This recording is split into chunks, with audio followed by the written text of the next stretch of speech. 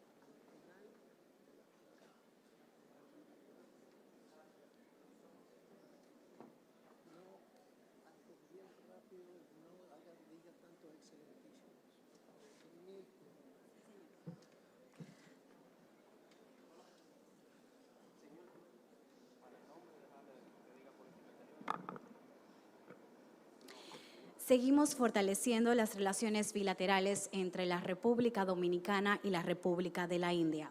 Señores y señores, buenas tardes. Reciban una cordial bienvenida a este Ministerio de Relaciones Exteriores, donde seremos testigos de la conferencia magistral sobre la política exterior de la India. Saludamos al excelentísimo señor Roberto Álvarez, Ministro de Relaciones Exteriores de la República Dominicana. Excelentísimo señor Subramanian Jaishankar, Ministro de Relaciones Exteriores de la India. Excelentísimos señores miembros del cuerpo diplomático y organismos internacionales acreditados ante el gobierno dominicano. Viceministros, directores y demás altos funcionarios de la nación que nos acompañan, invitados especiales. A continuación, damos inicio con las palabras de apertura de esta conferencia a cargo del excelentísimo señor Roberto Álvarez, Ministro de Relaciones Exteriores.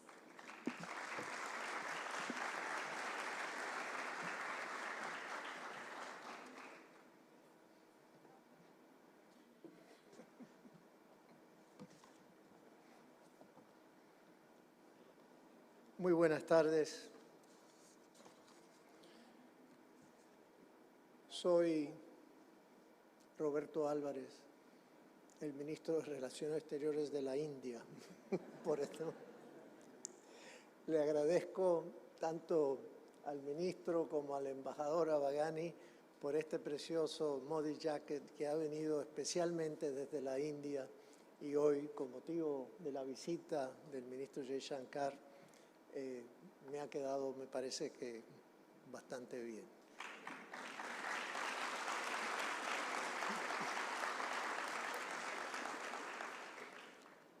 Ministro Jaishankar, ministro de Relaciones Exteriores de la India, embajadora Bagani, embajador de la India en República Dominicana, David Puig, embajador dominicano en la India, distinguidos jefes de misiones diplomáticas acreditados en República Dominicana, queridos embajadores y embajadoras, ministros, viceministros, directores, representantes de organismos internacionales, rectores de las diferentes casas de estudio que nos acompañan, embajador,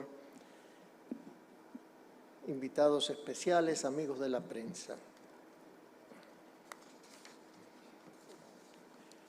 Exactamente cuando más se necesita un nuevo orden internacional más justo, equitativo, ágil, descentralizado y sostenible, se ha iniciado un incremento del mercado armamentista, dejando al desnudo la fragilidad de los avances logrados por la comunidad internacional. Esta enorme contradicción muestra que los avances no están asegurados y que, a pesar de ser un mundo globalizado, somos aún una fraternidad inmadura, en palabras del Papa Francisco. Dada la gradual y progresiva erosión de ciertos valores fundamentales que hoy continúan siendo violentados flagrantemente, se han generado crisis multidimensionales para las que no hay respuestas efectivas por parte de los organismos internacionales. Se ha ocasionado una fragmentación de los esfuerzos de la comunidad internacional que obstaculiza las grandes ideas, fundamentos y proyectos para el progreso de la humanidad, como los Objetivos de Desarrollo Sostenible, la Agenda 2030. Ante esta incierta realidad se propagan como pólvora al viento los discursos revisionistas que cargan contra los valores e instituciones democráticas, relativizan los derechos humanos, tildándoles de valores occidentales de origen imperialista. Esta retórica pretende anular la conciencia histórica, olvidando de manera sesgada el extenso legado humano desde tiempos inmemoriales de lucha por la justicia frente a la arbitrariedad, por la igualdad frente a los privilegios y por la libertad frente a la represión. Este legado fue dando forma a instituciones embrionarias hasta desembocar en la arquitectura internacional que hoy protegen esos valores, si bien aún inadecuadamente. Desde íconos universales como Mahatma Gandhi y Nelson Mandela, hasta activistas jóvenes como Malala Yousafzai y tantos otros, las luchas universales por vivir en un marco de libertad, justicia e igualdad que permita a todo ser humano desarrollarse de manera integral y con respeto a su dignidad, nos ha caracterizado como especie. Esta aspiración es una muestra fehaciente de que los derechos humanos no representan un conflicto ideológico entre Oriente y Occidente, sino más bien el resultado de una búsqueda por la felicidad y la libertad inherente a todo ser humano. El concepto de multipolaridad en el orden internacional guarda en sí una dura crítica a los crímenes del colonialismo y el imperialismo. Pero esta apuesta por la democratización de las relaciones internacionales no puede significar el desconocimiento de las conquistas de la democracia liberal en pos del progreso humano. A nuestro entender, el sistema de instituciones internacionales necesita un cambio significativo. Es cierto que el orden liberal internacional ha logrado avances notables en la promoción de la paz, la seguridad y la cooperación económica, y que estos logros deben preservarse. Sin embargo, para enfrentar los desafíos globales del siglo XXI, es necesario reformar y fortalecer las estructuras y políticas que emanan de estas instituciones. En particular, se necesita trabajar y repensar sobre las siguientes áreas críticas, entre otras: la adaptación al cambio climático, la agilización y flexibilización de las acciones humanitarias, sobre todo en casos de hambruna, pandemias, desastres naturales y conflictos, la adaptación a la disrupción tecnológica y la ampliación de los esfuerzos y recursos de todo tipo destinados a lograr los objetivos de desarrollo sostenible, el acceso adecuado y en términos asequibles al financiamiento internacional, sobre todo el que proviene de los organismos financieros multilaterales, para los países menos adelantados y en particular para los de renta media, de forma tal que puedan solventar los grandes retos que enfrentan y cómo encarar finalmente de forma adecuada el gran peligro que pende sobre la humanidad por la amenaza de una guerra nuclear. El sentido de nuestra propuesta es que los organismos internacionales sigan fungiendo como garantes de que las dinámicas políticas, cualesquiera que sean, se enfoquen en la dignidad humana, la libertad individual y la justicia. Pongo como ejemplo la disrupción tecnológica, que no puede tratarse como un reto local, sino como una demanda universal. Como ha dicho Yuval Harari, si no se revierte la tendencia actual del control y uso de los datos personales que poseen las grandes tecnológicas, llegará un momento en el que la combinación de la inteligencia artificial y la biotecnología pueden llevar al control de las emociones y el pensamiento de las personas. Es necesario que el sistema internacional evolucione hacia un orden más horizontal y ágil. Esto implica una mayor participación de los países en desarrollo en la toma de decisiones, una nueva arquitectura financiera global que no penalice a los países de ingreso medio y una mayor flexibilidad en la forma en que se abordan los problemas globales. Sin embargo, este cambio no debe socavar los valores fundamentales de la democracia y los derechos humanos que se encuentran en el centro de muchas de estas instituciones. La Declaración Universal de Derechos Humanos y los organismos encargados de su protección, así como los distintos pactos en materia de derechos humanos, son conquistas fundamentales de la humanidad. Por tanto, es esencial preservar y profundizar estas instituciones mientras se trabaja en mejorar su eficacia y relevancia en el siglo XXI. Un enfoque que combine la protección de los valores democráticos y los derechos humanos con la adaptación a las nuevas realidades globales puede asegurar un orden internacional más justo y equitativo. En este sentido, nos unimos a la postura de Amartya Sen, quien define la democracia como el gobierno por discusión, en cuanto es el razonamiento público, abierto, libre y horizontal, el que genera legitimidad por su capacidad de proteger las libertades civiles y de promover la mayor igualdad social. Incluir las cuestiones éticas en los debates sobre el orden internacional y el vínculo entre el desarrollo global y los valores de la democracia deliberativa serviría como contrapeso a las tendencias que fragmentan a la comunidad internacional y nos permitiría trabajar por el desarrollo para todos los hombres y todo el hombre, como sostiene Sen. Jaishankar ha venido para hablarnos de la India, un ejemplo particularmente interesante del poder de la democracia, no solo como sistema de gobierno, sino como mecanismo de contraste de intereses divergentes en aras de lograr consensos inclusivos y representativos, basados en importantes valores para la convivencia humana, la tolerancia, el pluralismo y la unión en la diversidad.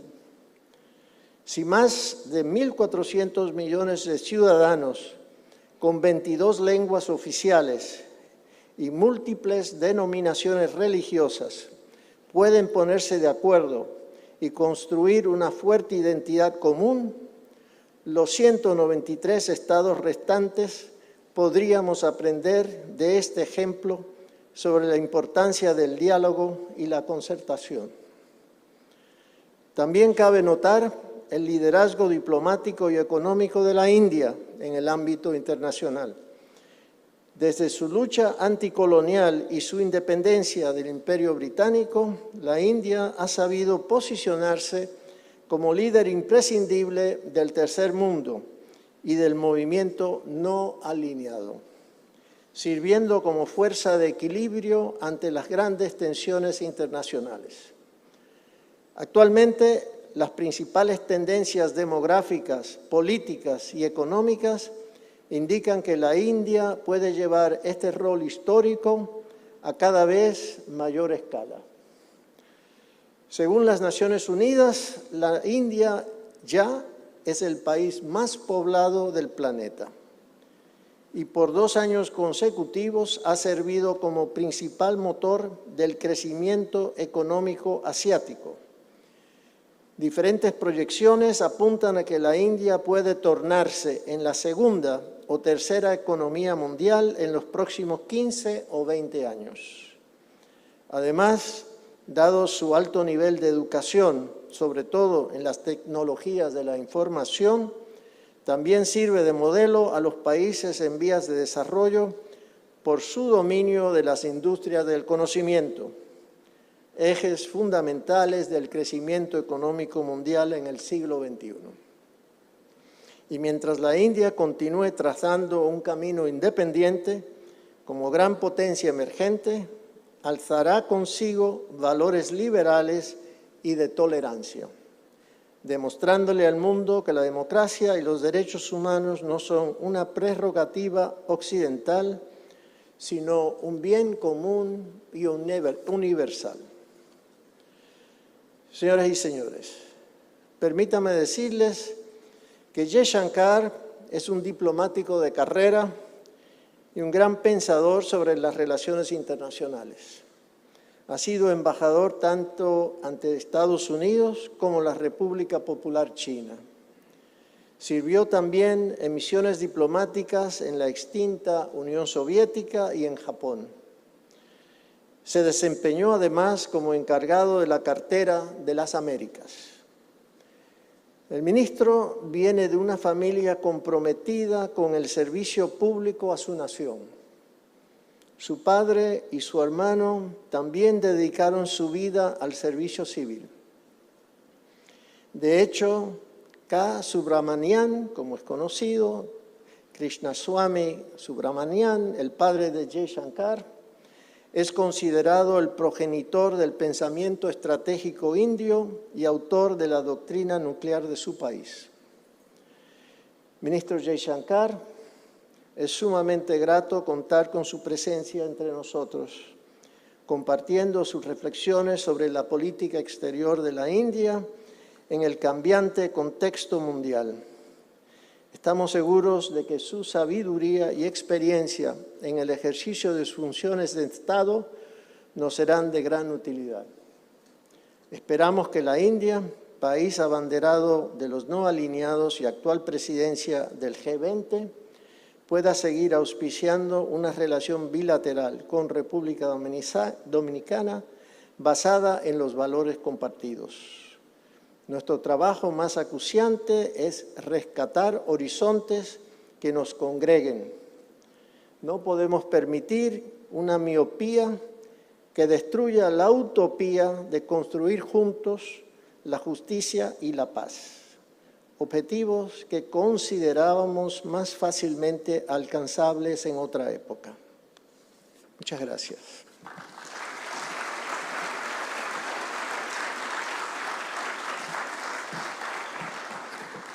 Agradecemos las palabras del señor ministro Roberto Álvarez. A continuación cedemos el podio al señor Jai Shankar, ministro de Relaciones Exteriores de la India, quien nos honra con su conferencia magistral sobre la política exterior de la India.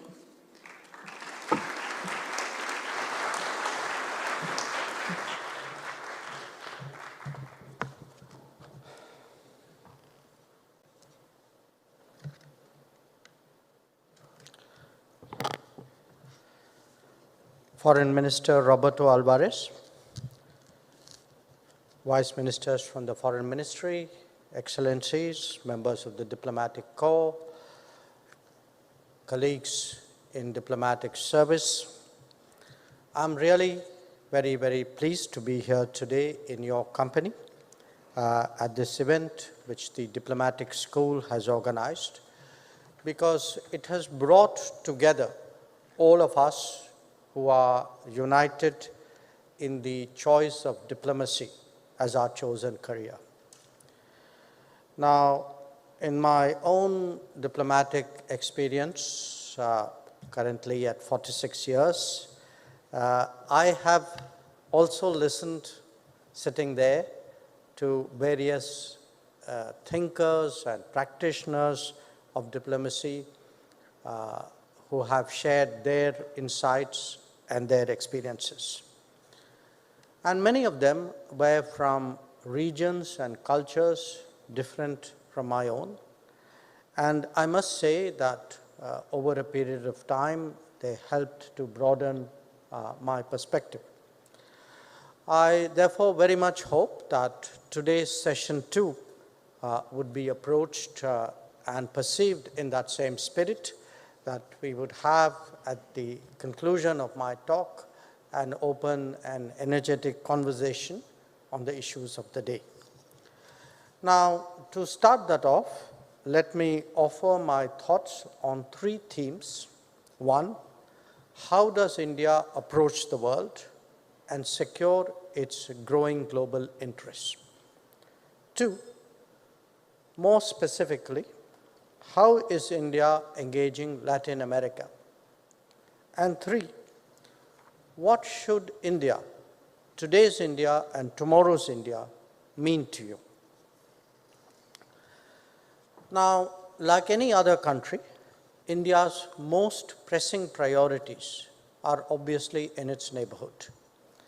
Given its size and economic strength, it is very much for the collective benefit that India takes a generous and non-reciprocal approach to cooperation with smaller neighbors. And that's exactly what we have done in the last decade under Prime Minister Modi. And this, in our region, has come to be known as the Neighborhood First policy.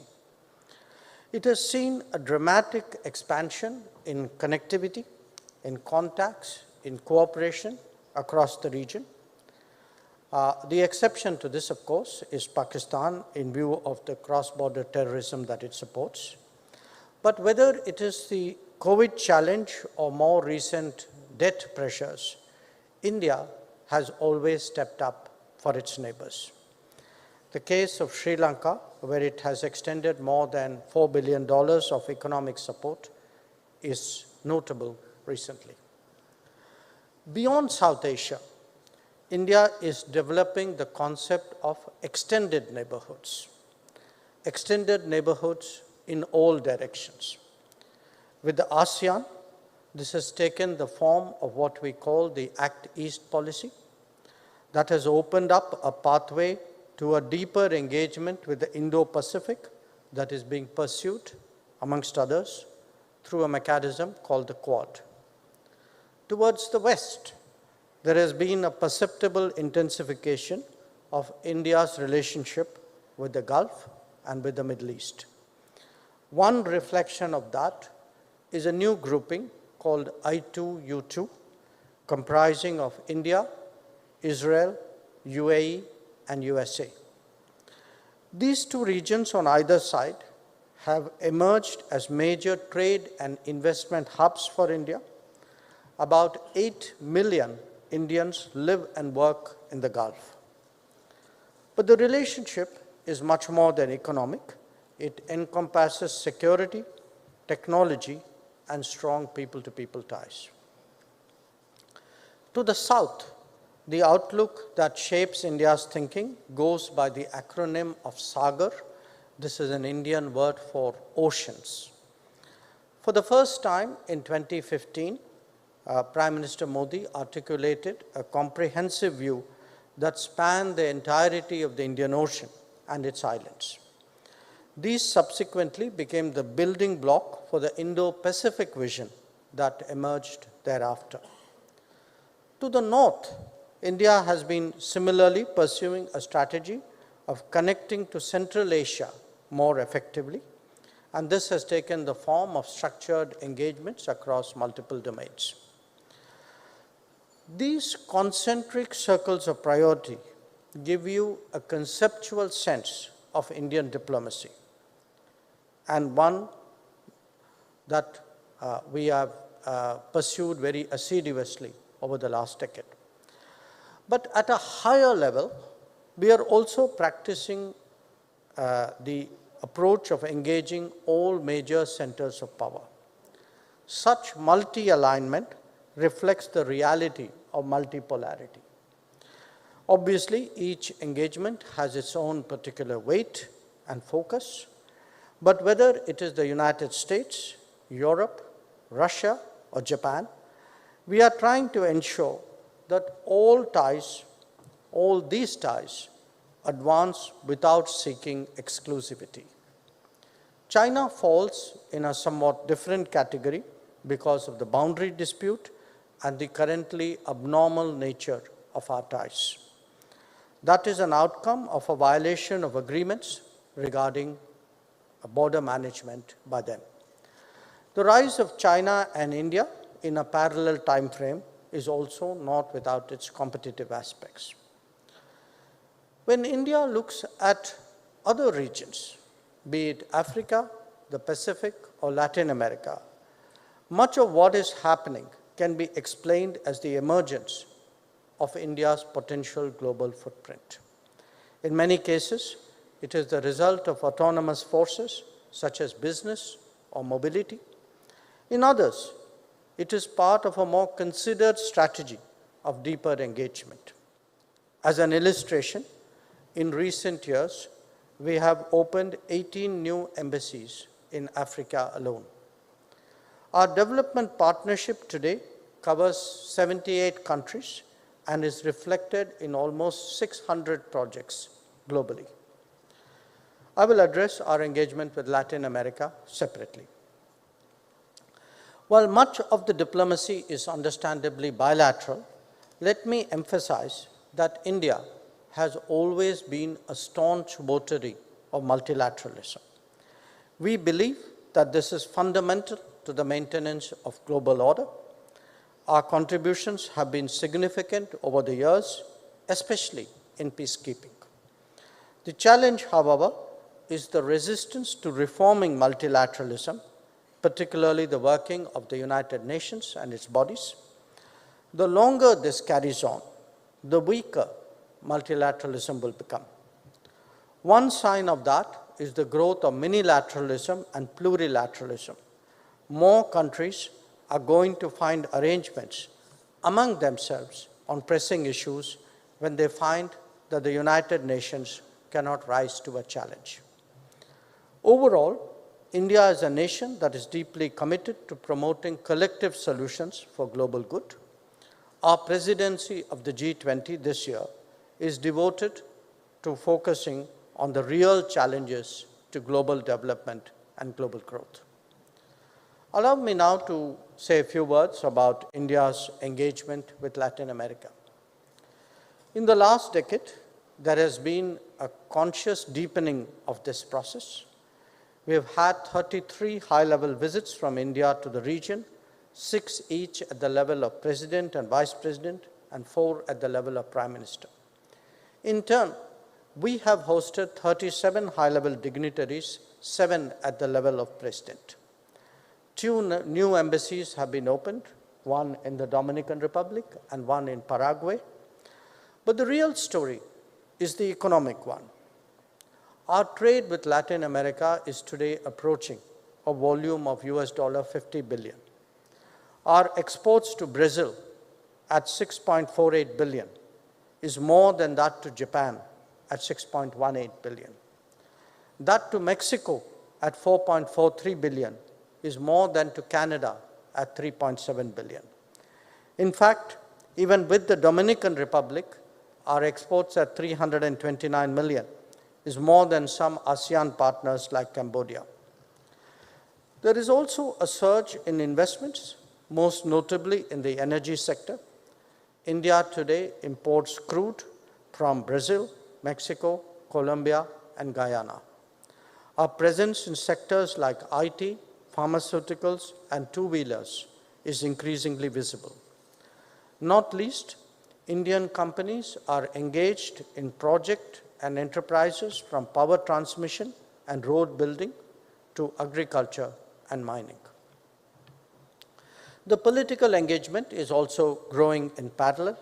Since 2016, we have a structured engagement with CELAC. I held the last meeting with its Troika in September 2022. Similarly, there is an arrangement to regularly interact with both CARICOM and SICA. In fact, on this current visit, I participated in both these exercises at the level of foreign ministers. India is an associate member of the Pacific Alliance and has a preferential trade agreement with Mercosur since 2009. The fact is that deeper globalization and a broadening of India's interests, Latin America is no longer considered a region too far. So what does all of this mean to you? Or if I can put it somewhat differently, where should, possibly where does India feature in your calculations? Let me give you 10 reasons why you need to pay greater attention to our relationship. 1, as the 5th largest economy currently, likely to become the 3rd perhaps by the end of the decade, our economic presence will be more strongly felt in this region. Indian goods and services will be more visible, and our demand for resources from this continent will grow commensurately. Both as a producer and as a consumer, India will matter more to you. Second, not just as the most populous country, but also one of growing skills and talent, we are becoming increasingly central to the global workplace. This is especially so in the era of a knowledge economy. Already, a number of countries are seeking mobility agreements to this end. 34 million Indians and people of Indian origin live and work abroad. That number will only grow further with the passage of time. Third, the big change of our era is the digital revolution. In recent years, India has built on a digital backbone to transform governance and ensure delivery of public goods and services. Side by side, it has had a revolutionary impact on business, including health, education, innovation, and retail. It has enabled the rapid creation of a social safety net on a scale that could not even be contemplated earlier. Today, India is executing programs whose beneficiaries number approximately the populations of many major countries, sometimes even continents. This democratization of technology has also led to an empowerment with deep social consequences. In that sense, India's digital experience holds lessons for the world. 4, a parallel story is taking place in the domain of health. The COVID period underlined India's true potential in this regard. We supplied vaccines to almost 100 countries, many of them as the first provider, and enhanced quantity of medicines to 150 countries, including many developed ones. But on a more lasting basis, India is emerging as an example of affordable and accessible healthcare, including for populations at low income levels. 5. Another big change is in climate action. Since COP21 in Paris, we are steadfastly discharging our responsibility of being a climate leader. The growth of renewables, the impact of energy efficiency, and the consequence of lifestyle changes have truly been remarkable. The big ideas in this domain are also coming out of India, such as the International Solar Alliance, the Coalition for Disaster Resilient Infrastructure, and the proposal which Prime Minister Modi tabled in Glasgow of what he called One Sun, One World, One Grid. Even India's advocacy of millets this year as a food for greater consumption in the world has very strong climate implications. In a world that is more self-obsessed, India has also stepped into the role of a first responder in humanitarian assistance and disaster rescue situations. Initially, this was largely in our immediate neighborhood on occasions like the Yemen civil war or the Nepal earthquake. More recently, it was visible during the Turkey earthquake. 7. Shaping global debates to ensure a more inclusive approach is another big issue of our times. Historically, India has been deeply committed to the well-being and progress of the Global South. As we assumed the G20 presidency, Prime Minister Modi decided to consult 125 nations to ensure that we spoke for this larger constituency on the pressing issues of the day, and Minister, you participated in that exercise. 8. In the aftermath of COVID and the Ukraine conflict, it is clear that the globalization model of the last 2 decades is now simply too risky. We are excessively dependent on a single geography. To de-risk the global economy, there is a search for more reliable and resilient supply chains. In the digital domain, there is a parallel emphasis on promoting trust and transparency. We have the potential to be one more engine of growth for the global economy. 9. As globalization unfolds and multipolarity emerges, the process of rebalancing among countries, cultures, and regions also gathers strength. This was initially apparent in the economic domain, now more so in the political domain, but its cultural manifestation is no less significant. The world will become more democratic and more diverse with the passage of time, and India's culture, heritage, and traditions will make their due contribution. Yoga, perhaps, is a good example to reflect on, a very obvious one. And finally, and I have deliberately kept it to the end to emphasize this point, in a world where values and beliefs are much more deeply appreciated, the significance of India's democracy cannot be overstated. And I therefore thank you, Minister, particularly for making that point. Today, we can say that India is not just a democracy, but it is a democracy that delivers. And it draws on its own consultative and inclusive traditions to do so. Do appreciate that India's democratic choice has had truly global repercussions, and therefore, so does its success. So let me conclude by underlining that we live in a more volatile and uncertain world. There are two big contradictions of our times. One is the polarization between the East and the West. The other is the divide between the North and the South. India has a bridging role in both. Its ability to engage multiple and competing interests makes its position relatively unique. To varying degrees, that too serves as an example.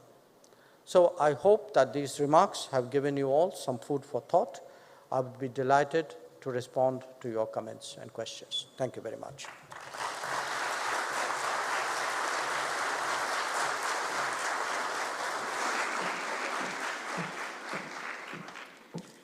Agradecemos la exponencial disertación del señor ministro Jaishankar y abrimos este espacio de preguntas y respuestas. Si alguien tiene alguna pregunta, por favor.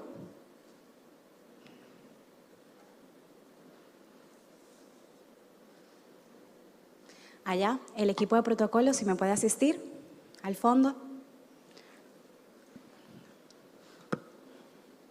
Gracias. Good afternoon, Mr. Ambassador, Mr. Minister. My question is, as you indicated that India wants to achieve a real change in G20 as president, how you intend to do that all the countries that is in the G20 applies the sustainable agenda in the economy? Thank you. Si puedes repetir la pregunta, por favor. Okay. Yes, my of question course. is, as you indicated, okay, it's okay, I can do it. My question is, as you indicated that India wants to apply a real change as the G20 presidency, how you pretend or attend to do that all those economies apply an economy agenda sustainable for like a model for action? Sure. I think, as all of you know, we took over the G20 presidency at the end of last year from Indonesia. The focus of the G20, the mandate of the G20, is really to promote global development and growth and address challenges to them. And I think the challenges which our young colleague pointed out are the most pressing ones, issues about economic distress and concerns about the sustainability, not just of growth, but sustainability of the planet itself. Our effort today in the G20 presidency is actually to get the group to look at these very issues. Now, we understand that there are many other things which are happening in the world. We fully acknowledge the gravity of those issues. But the fact is, different issues have different forums that are appropriate to address them and to debate them. G20 is supposed to focus on growth and development. So we would like it, and we are seeking in the multiple tracks of the G20 to get it to focus on energy security, food security, and fertilizer security, because those are three very pressing concerns. Another big issue today is the debt situation of many countries, not just the least developed countries, but also some middle-income countries. There are concerns about trade disruption and the resilience of supply chain. There is a pressing need for reforming the multilateral development banks and stretching their capital to encourage more lending. And when it comes to climate action, also to find more concessional ways of making climate finance available.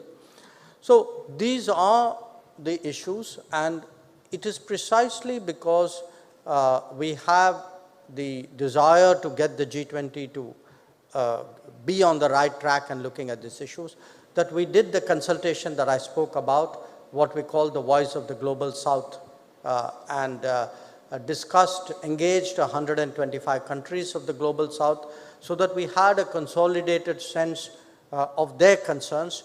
And a lot of what we are articulating today in the G20 is actually the result of that exercise. Muchas gracias. ¿Alguna otra pregunta?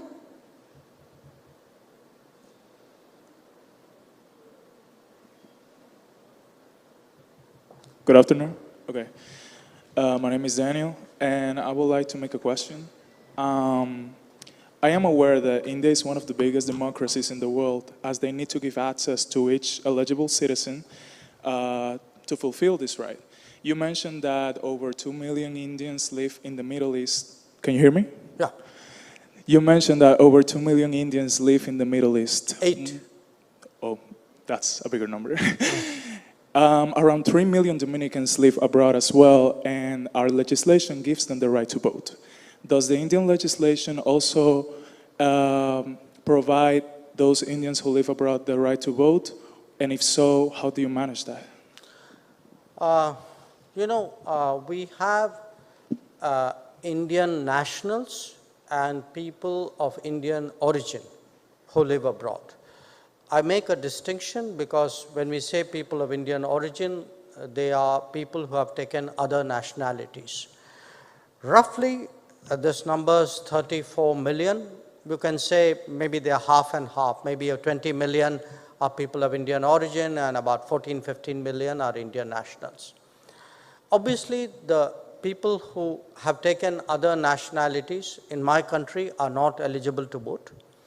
But they are eligible to become what we call an overseas citizen, which means they get many of the legal rights of an Indian citizen, but not the right to vote and not certain economic and legal rights which our citizens normally enjoy.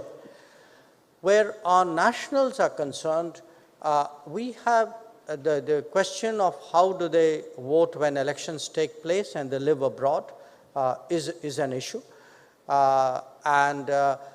We have not taken a decision about setting up voting centers abroad. That is not something that we have ever done. There are many reasons for it, including the numbers involved, as you can understand.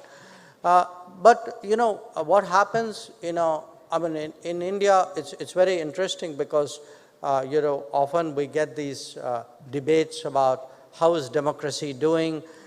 Do people really believe in it? Is the public faith going down? I can tell you, if you want to see some society, any society where democracy is thriving, it's doing well, the people's faith is strong, in fact getting stronger, you should come to India during an election. Or, in any parameter you use, the percentage of people voting, the number of women voting, the number of, I would say, disadvantaged or discriminated sections historically who today come to exercise their choice. By every parameter, there is a greater and greater participation in the democratic exercise.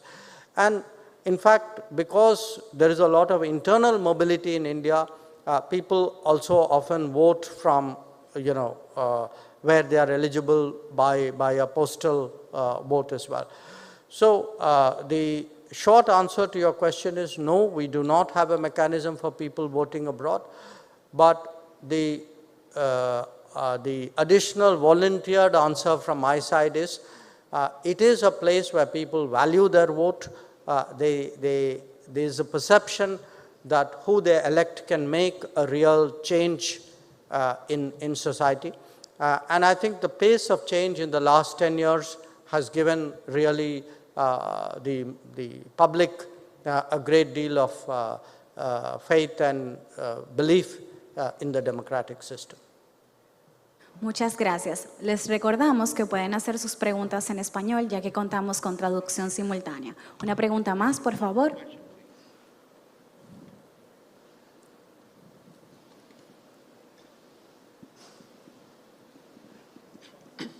Hello, good afternoon again.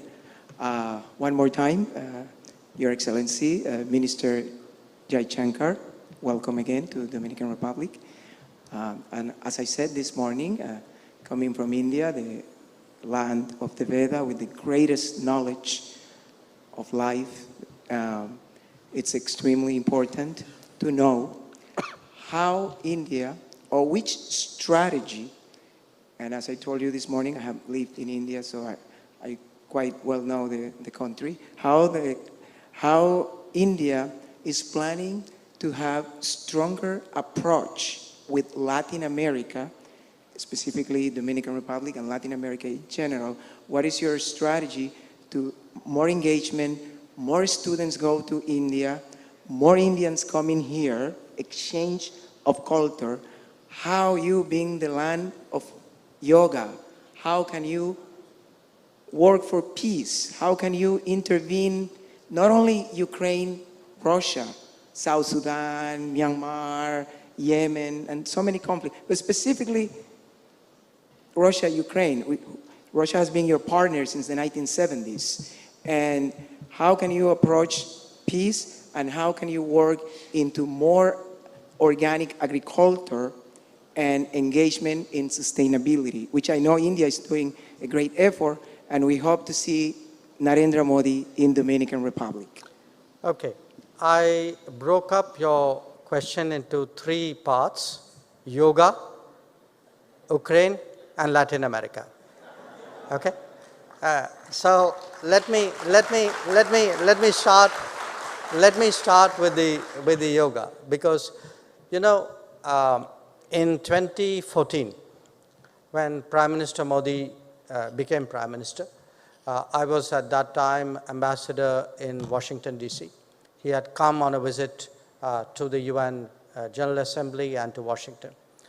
And that was when he first brought up the idea of an International Day of Yoga. To be very honest, I don't think any of us in the room had quite thought about it the way he did. And the way he did was that yoga was a very good example of how a tradition or a culture has spread across the world.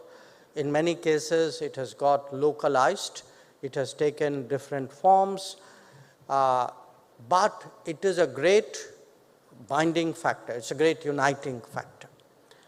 And the next year, we moved the UN to pass a resolution on this. I must say we got unanimous support from all members. And from 2015, if you could see, actually the global celebration of yoga has been more and more widespread. In fact, last year we had a series of events so that as the sun rose, and we do this on June 21st, as the sun rose on the international date line, starting from there, we tracked yoga events right through the world till really the end of the date line, you could say. Now, I'm saying this to you partly to encourage you on June 21st, all of you, to turn up for the yoga event, which I'm sure the ambassador will enthusiastically organize. But also because often, there is a lot in our culture and our traditions which can make a real difference. During COVID, during COVID, we saw a lot of people in deep stress or depression or, a sense of being constrained. And you actually had a much greater interest in wellness practices, in actually not just physical fitness, but a comprehensive physical, psychological, mental. So I know this is an international relations talk, and I'm giving some health advice here. But I point this out to you as a subject where actually international cooperation has helped propagate yoga.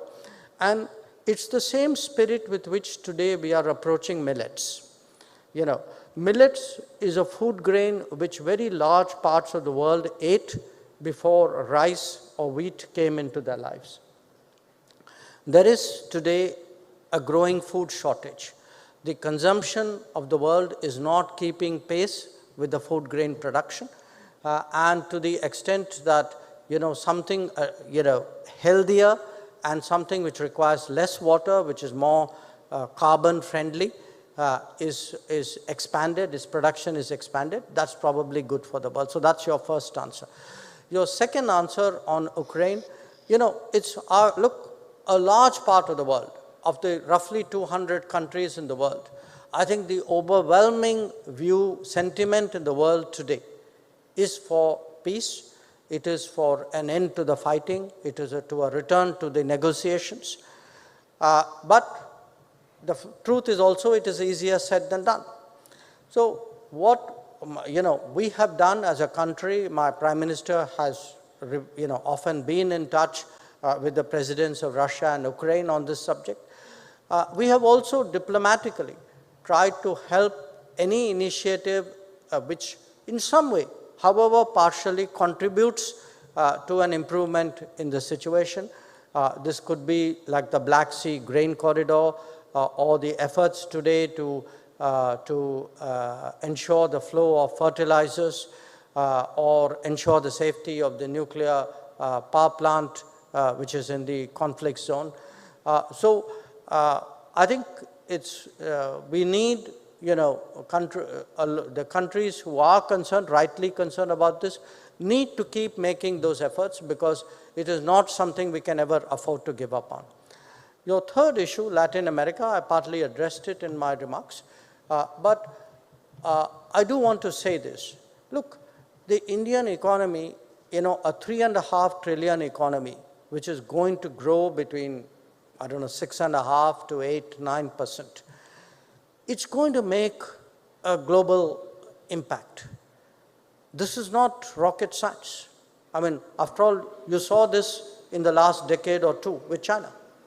So the fact is that with every decade or half a decade, the presence of India in some form, the economic presence of India, as I said, as a consumer, as a producer, as a contributor, that is going to grow. So my challenge today as Foreign Minister is, having been brought up with a belief that some regions of the world are very far away, which in a globalized and a technology-driven world is not anymore the case. How do I encourage an understanding of this region? How do we have those exchanges which you talk about, which we really believe in? So one of the, I would say, conclusions of my own visit this time is to go back and see whether with CARICOM or with SICA or with CELAC, how do we put in place more sustained exchanges in different domains so that we actually have a direct experience of each other. And the direct experience makes a difference. The 4 countries that I have traveled to on this trip, each one of them is being visited by an Indian foreign minister for the first time. And I can tell you that at the end of my visit, I would carry away an understanding and empathy, which I would not have got despite my best intent by sitting in Delhi and reading my briefing books. So there is no substitute for physical interaction, for exchanges, and that is something that we will be putting an emphasis on. Muchas gracias. Recibiremos una última pregunta, ya que por cuestiones de tiempo estamos un poco retrasados. El equipo de protocolo, por favor, si me asiste. El director Ricardo.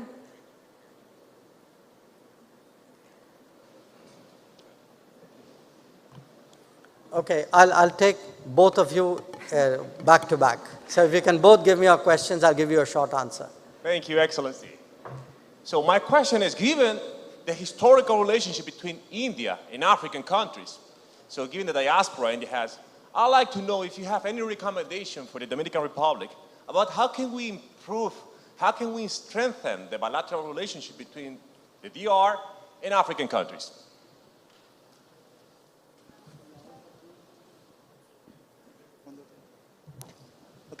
Gracias. La pregunta mía es sobre energía. La India tiene una gran cantidad de plantas nucleares y actualmente en Europa algunos países como Alemania han desmontado su sistema de energía nuclear para uso civil.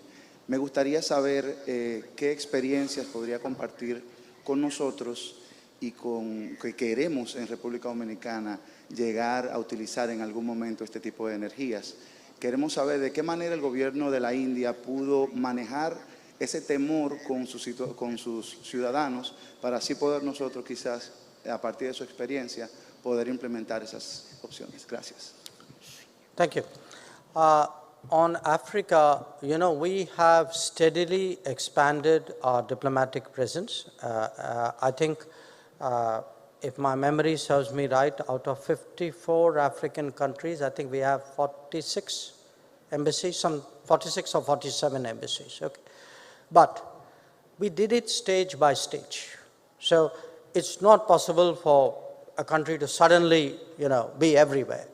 So a part of the problem is to break it up into regions and create, you know, embassies with concurrent accreditations. But as I said, you know, at the end of the day, it's important to have a presence on the ground. However small an embassy, having a resident ambassador, having even a concurrent ambassador, having people, staff, our diplomats live there, gives you a feel which, you know, is very, very difficult to get on paper. So I know, you know, not every country has its own challenges, it has its budget, it has its people. So you know, our solution will not necessarily apply to you. But I would say to the extent possible, you know, there is a reason why in history countries sent out envoys. You know, the reason is they wanted people to go there and, you know, see it and smell it and think it and experience it, and that's good judgment. Because at the end of the day, our business is about judgment. And judgment is partly cultural, part of it is you know, an understanding of the people you are dealing with. So I am by nature inclined to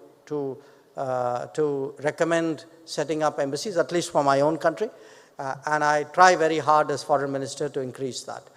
On the nuclear issue, look, I think different countries have made their judgment about the viability and the risks and the benefits of nuclear energy. The Germans have done theirs. I mean, very frankly, our judgment is very different. We are growing our nuclear energy program. We are setting up more reactors. We do believe today that if you look at climate change as a very major challenge, that nuclear reactors, nuclear energy is part of that solution. But having said that, I accept that one of the issues there is exactly the point you made, which is, you know, after Fukushima, there is a certain public trepidation on this. I think you have to engage the public. You have to, you know, tell them that, look, that was a different situation. There were some very peculiar coming together of circumstances. So, you know, nobody said governance is easy. I mean, it's part of the governance responsibility to go out there and engage the public and often, you know, spend time with them and persuade them on very sensitive and tricky issues. Muchas gracias.